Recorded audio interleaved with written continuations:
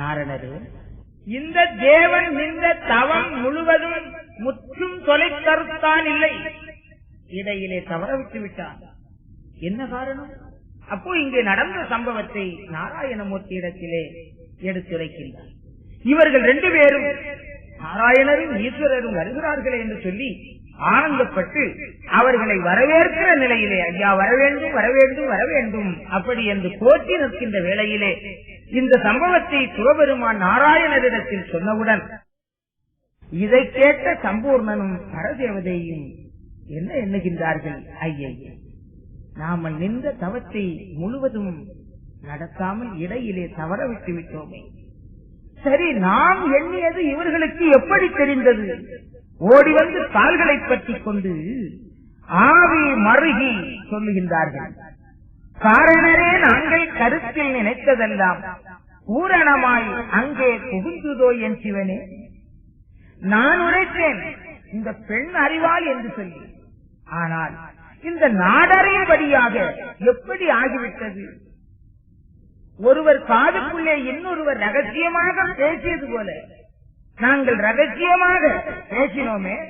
அப்படி பேசிய அந்த வேளையிலே கை கேட்டிய தூரத்தில், கண் பார்வை கேட்டிய தூரத்தில் யாரையும் நாங்கள் காணவில்லையே. இப்படி நாங்கள் உரைத்த இந்த உரை தங்களுக்கு எப்படி தெரிந்தது? யார் வந்து சொல்லிவிட்டார்கள் என்று அந்த சம்பூர்ணனும் அந்த பரதேவதையும், புரணனே வாசவனே பொறுத்து இனி கொள்ளும் ஐயா, நாரணரே என் சிவனே நாடி பொறுவும் ஐயா என்று சொல்லி அவர்களிடத்திலே ஒரு மன்னிப்பு கேட்கின்றார்கள். காரணாவதி நரணா கவி பூரணாவதி தோரணா கவியோதொழும் வாரணா கருணாகர கருணாவதி கருணா கவி வருணா கவிமா சிவ போற்றி காயாம்புவின் மேனி நிறவாய சிவ சிவாய கருவாய் உருவாய் அருள்வாய் உனக்கினமே அருள்மாயா உரிமத்தக கருணாகர போற்றி குணசீரா வெகு தீரா நவி வீரா புவிநாதா திரிவோடும் மார்பா சிறியார் மிக அறியா செய்த வெறியானதை சிறிதாகியே சேர்ப்பாய் முகம் பார்ப்பாய் முடிவானதை அறியாமலே மோகமாய் வெகு தகமாய் உளறித்தவம் புலரியே உன் சொல் பதம் அஞ்சல் என ஒஞ்சி பதம் அஞ்சினோம் உன் செயல் தந்தருள்வாயே. இவ்வாறு அந்த சம்பூர்ண தேவனும் பரதேவதையும் சிவபெருமான் நாராயணமூர்த்தி இருவருடைய கால்களையும் பற்றிக் கொண்டு தாங்கள் எண்ணிய எண்ணத்திற்கு நடந்து கொண்ட முறைக்கு செய்த குற்றத்திற்கு மன்னிப்பு கேட்டார்கள். ஆண்டவனிடத்திலே நாம் மன்னிப்பு கேட்கிறோம், அவர் மன்னிக்கின்றார். எப்படி மன்னிக்கின்றார்? நாம் செய்தது தவறு, இனி நாம் வாழ்க்கையிலே இப்படிப்பட்ட தவறுகளை செய்யக்கூடாது என்று துணிந்து கருதி நாம் அதை உணர்ந்து மன்னிப்பு கேட்டால் மன்னிக்கப்படுகிறது. மீண்டும் அந்த தவறு நாம் செய்வதற்கு இந்த உலகத்திலே இறைவன் ஒரு வாய்ப்பை தரமாட்டான். ஆனால் செய்த குற்றத்திற்கு எந்த விதத்திலாயிலும் தண்டனை அனுபவித்தே ஆக வேண்டும். எனவே அந்த பெண்ணை, பரதேவதை என்ற பெண்ணை அருகழைத்து அவளிடத்திலே என்ன சொல்லுகிறார், அவர்களுக்கு எப்படி அந்த பிறவி கொடுக்கப்படுகிறது என்ற வரலாற்றை எம்பெருமான் தொடர்ந்து சொல்லிக் கொண்டு வருகின்றார். இப்படியே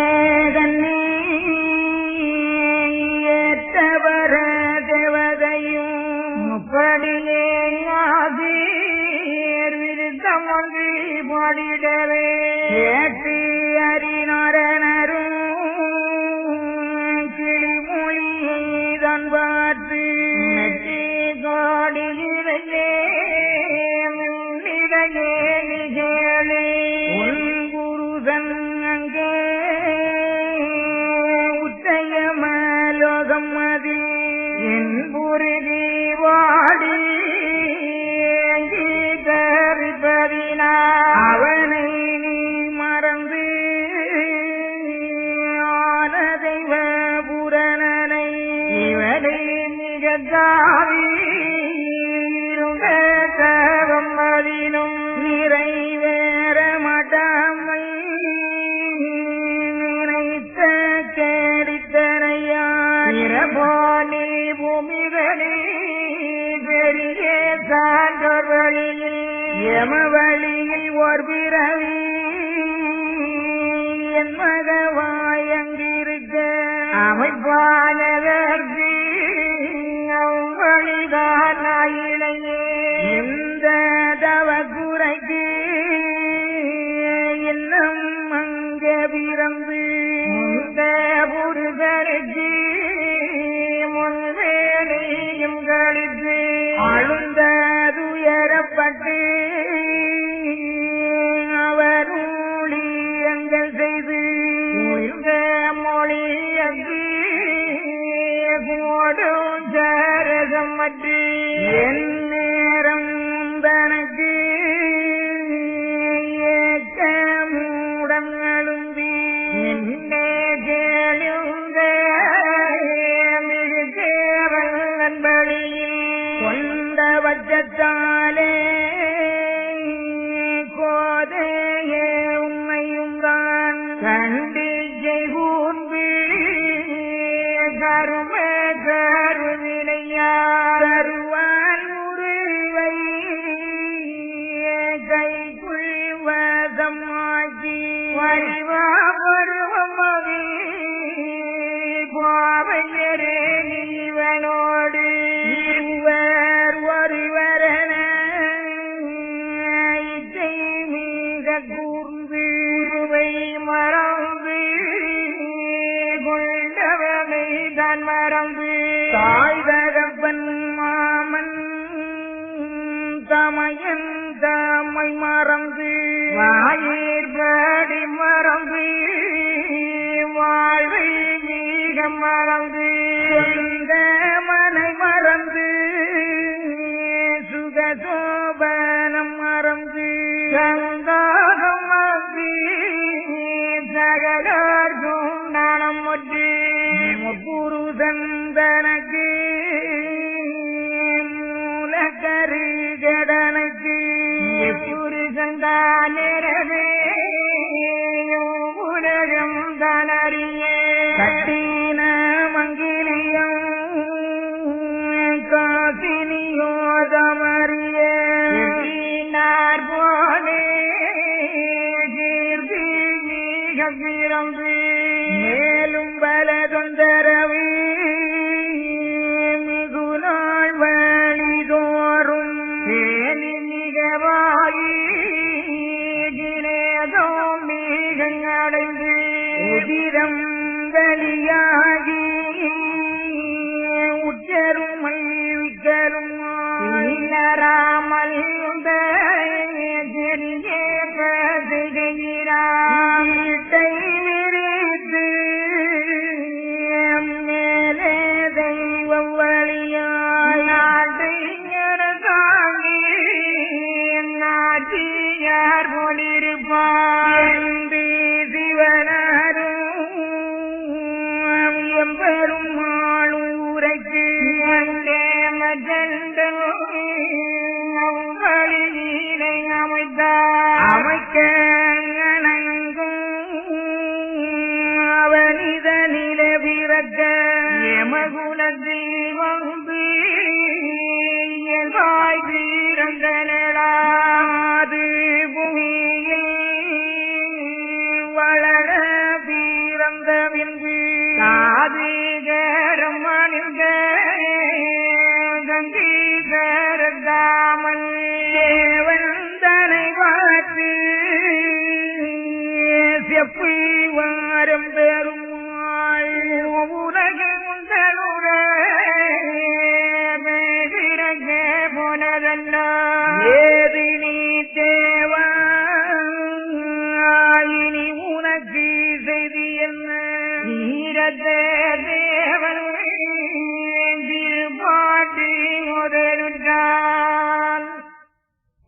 அந்த பெண்ணாகிய பரதேவதையை அருகழைத்து சொல்லுகின்றார், மெட்டு கொடியிடையே மின்னிடையே சொல்வதை நன்றாக கேள்.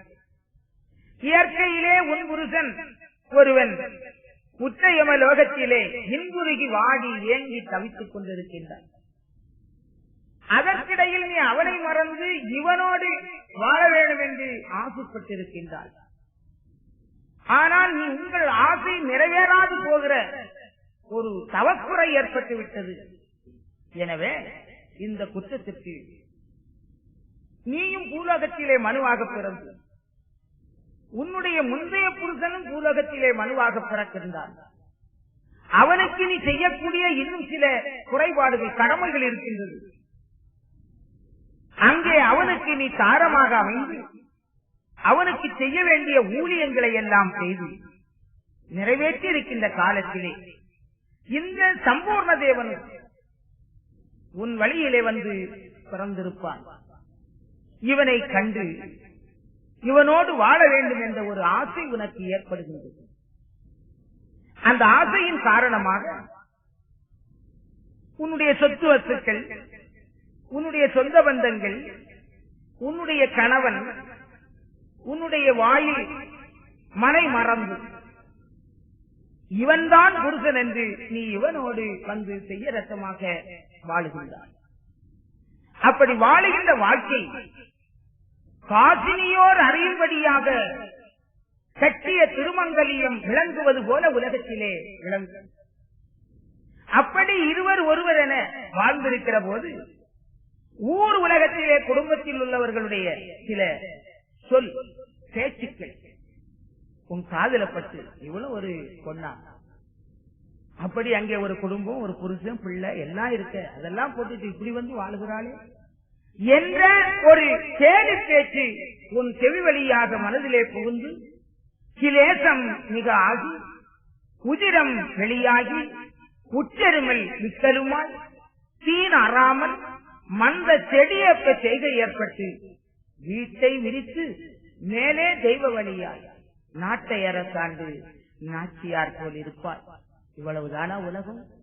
இதுதானா வாழ்க்கை? இதற்குத்தானா நாம இதற்கெல்லாம் ஆசைப்பட்டு விட்டோம்? அப்படி என்ற எண்ணத்திலே தெய்வத்துக்கு சமமாக நீ இருப்பாய் என்று அந்த பரதேவதைக்கு சொல்லி அவளை பூலோகத்திலே யம வழியிலே பிறவி செய்கின்றார்.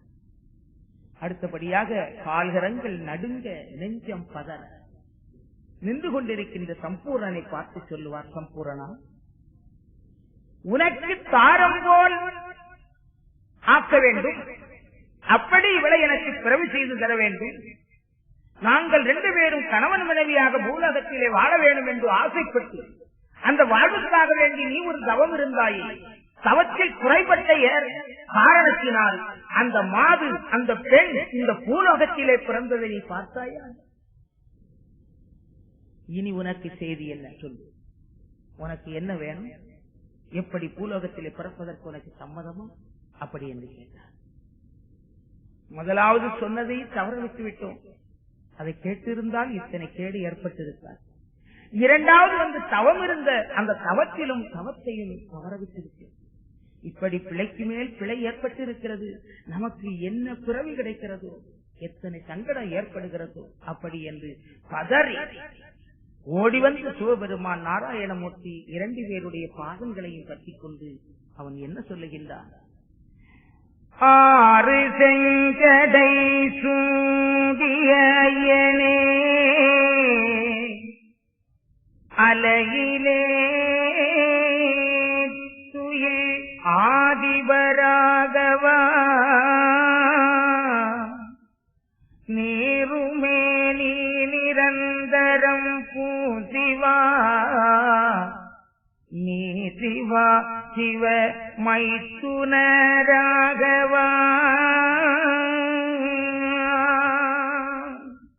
வீரு சக்தி மணவாளரானவா வீரலட்சுமி மன்மரரிராகவா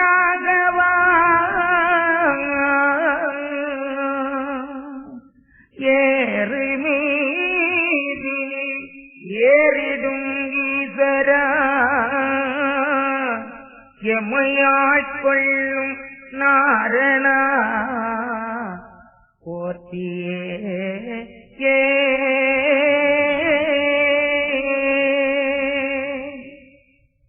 சீதமா குணசெல்வனே போற்றி சிவ சிவா சிவ சிவனே போற்றி நீதவா நடப்பை சிவா போற்றி நீ சிவா சிவராகவா போற்றி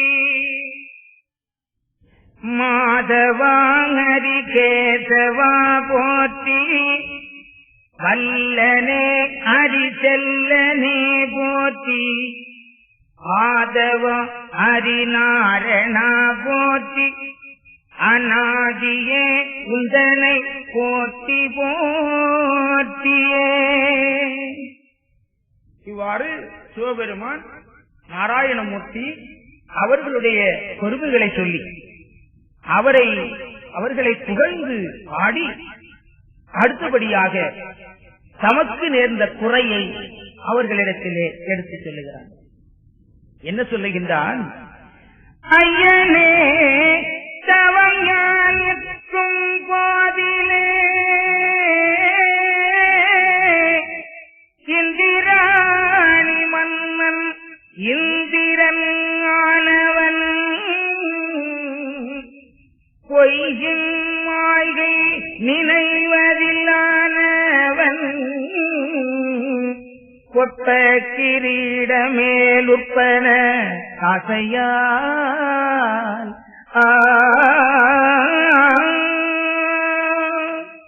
மெய்யில் ஞான தவமிட்டு வாடினே சித்தகவுன் சித்தம் இறங்கியே செய்யும் பாவ வினை தவிர்த்தாண்டருள் சிவ சிவா சிவ சிவ சிவா ஒட்டியே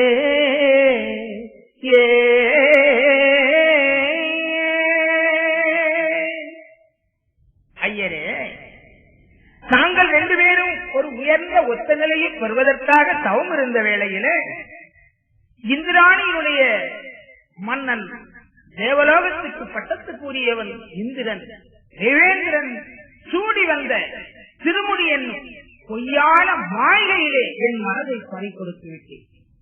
அந்த பொற்ப கிரீடம் மீது உற்பனத்து ஆசையின் காரணமாக நான் எந்த கருத்தை கருதி தவம் இருந்தேனோ அந்த ஞானதவத்தை தவற விட்டு விட்டேன். அப்பா வித்தகா, வித்தைகளுக்கெல்லாம் அதிபதியாக விளங்கக்கூடியவரே, உன்னுடைய திருவுள்ளம் இறங்காதா? நான் செய்த பாவ வினையை தவிர்த்து ஆட்கொள்ள வேண்டும் சிவசிவா சிவசிவா என்று போச்சு. இதை கேட்ட அந்த சிவபெருமானும் இனி அவனுக்கு எப்படியாயும் ஒரு வழி செய்ய வேண்டுமே அப்படி என்று நாராயணமூர்த்தியை வேண்டுகின்றார். போற்றி அந்த சித்தேவன் பொற்பதம் வணங்கி நின்று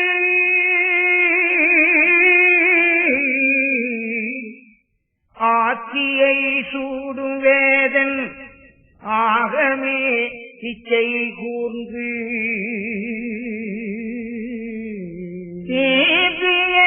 வாயனோடு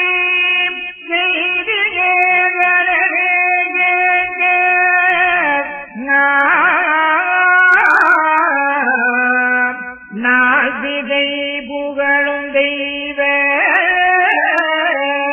நாரணர் உரைக்கின்றாரே.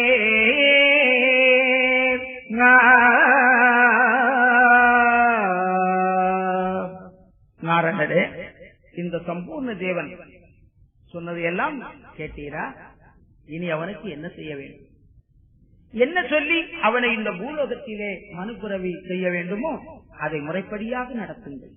அப்படி என்று சிவபெருமான் நாராயணமூர்த்தியை வேண்டிக் கொள்ளுகின்றார். நாராயணமூர்த்தி அந்த சம்பூர்ணனை அருகழைத்து அவனுக்கு சொல்ல வேண்டியதை சொல்லுகின்றார். என்ன சொல்லுகிறார்? தேவன் வணங்கி திருப்பாதம் ஒட்டிட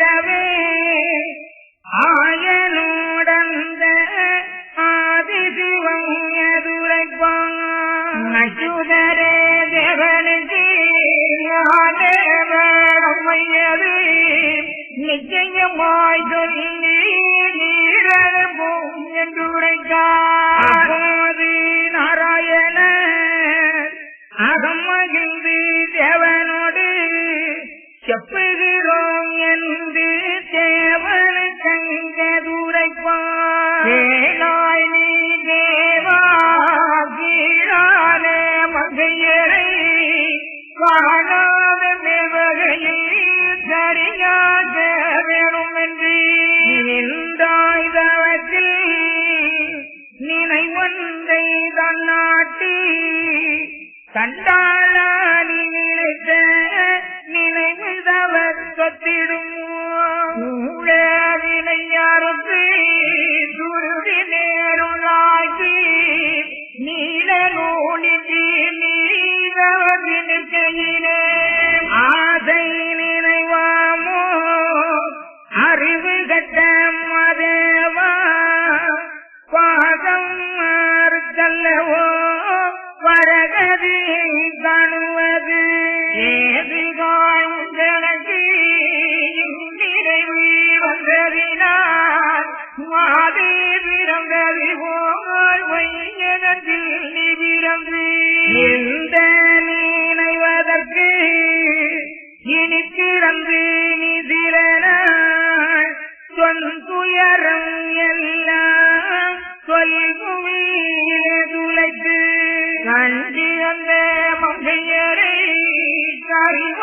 கரிவாழ்வதமாக்கி கொண்டு திரும்பி கோரையருங்கண்ணாலே நன்றி தின்று ஆனாலும் நாண்டு கொண்டு ஆனாலும் உன் ஜீவன் வாய்க்க உனக்கு மனதாகி இன்னும் சில நாள்களுக்கு சென்றாடுறமாடி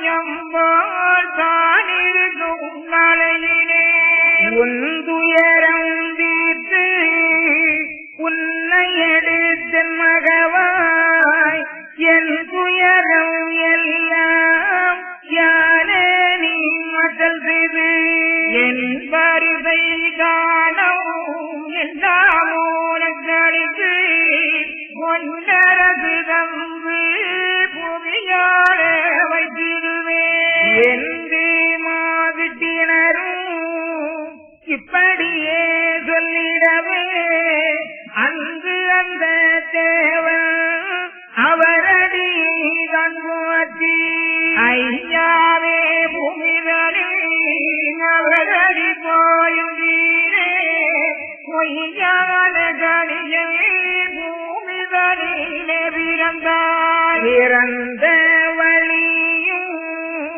சிதிரும் அந்த குலமும் அறம் தலைக்கும் மாலே அதுவும் என்னால் கதிதான் வெற்றி கொள்ளும்படி முக்தி கருளி பற்றுதலாக பரந்தொடுப்போம் என்று சொல்லும் அல்லாமல் என்னை வந்து ஆட்கொள்ளும் அளவுதான் எல்லாம் விவரம் அதாய் இயம்பியனுக்கும் ஐயா அப்பொழுது அந்த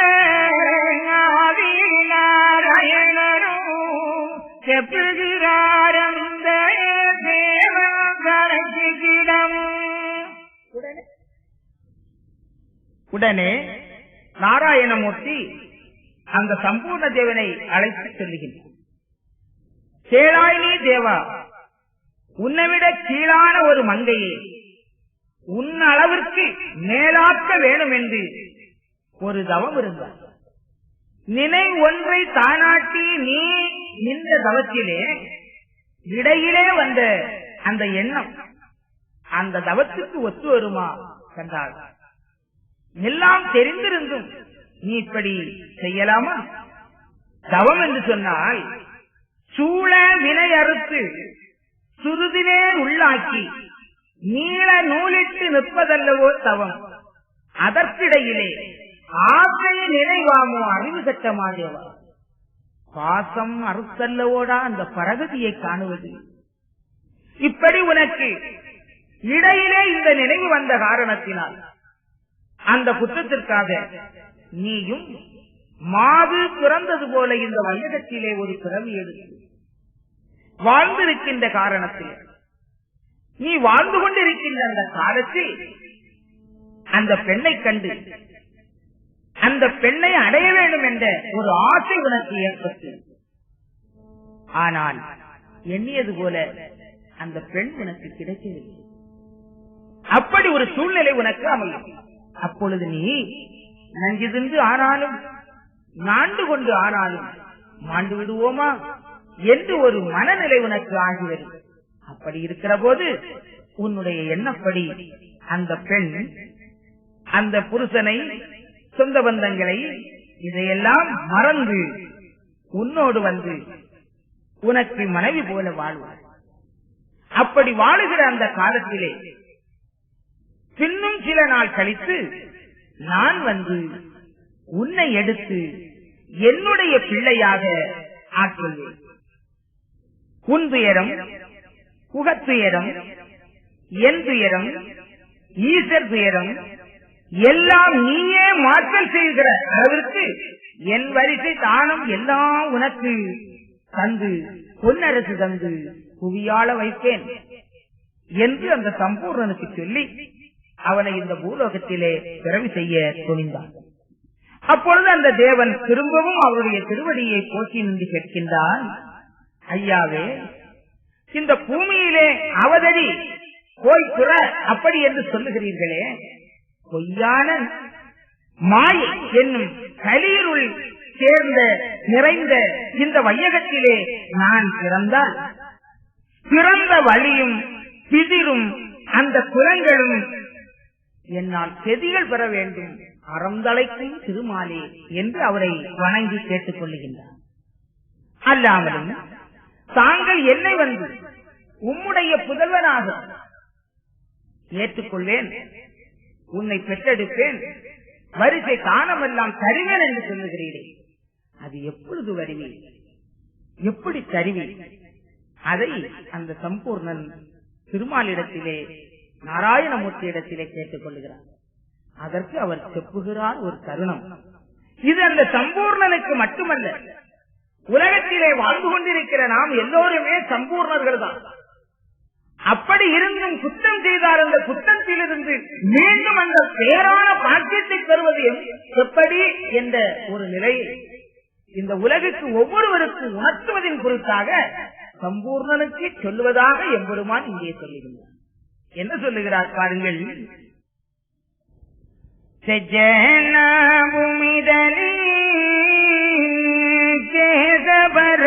சோதனைக்கு நிச்சயமாய் நான் வருகும் நிறத்து கடையாளம் பூமியில் ஓதிக்கு பொருந்தி மீத வாழும் சுவாமி வேதம் மறந்து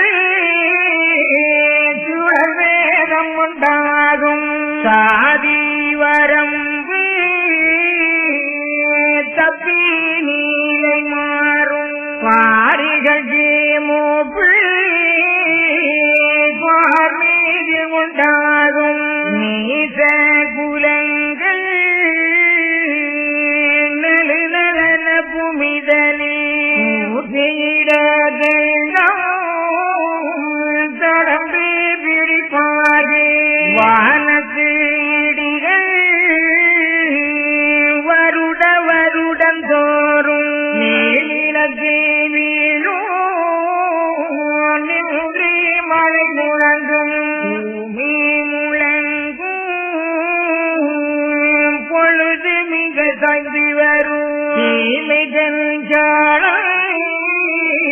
தீர்வயிறு மெறி வரும் இலைகள் கருகும் எழில் வேதம் பொய்யாகும் தலைகள் படலும் கற்றலிலே ஓடி நிற்கும் நட்சத்திரம் உதிரும்